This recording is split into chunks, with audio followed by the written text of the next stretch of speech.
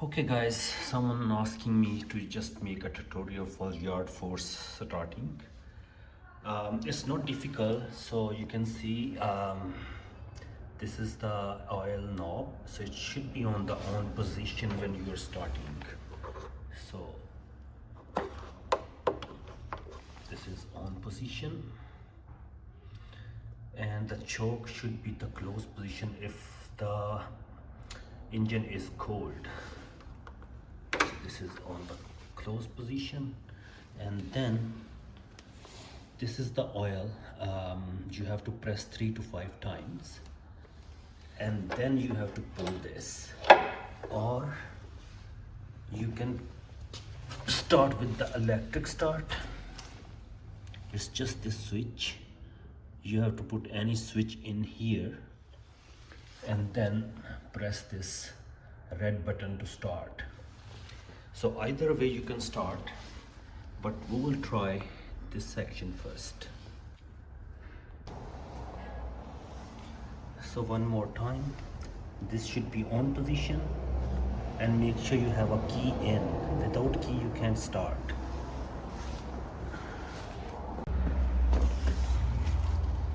So every time when you start, so make sure check the oil level. Oil level should be appropriate. So you can start, make sure this is on position. Right now it's on position. Make sure have the key in, and this chuck should be the close position. This is closed. It's usually done when it's cold. If the engine is hot, you don't need to put this choke on the close position.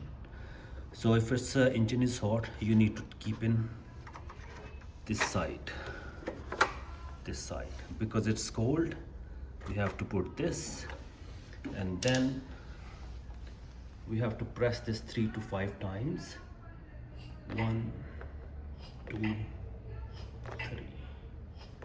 4, and then you have to open this. Do not turn all the way up, just put a little bit.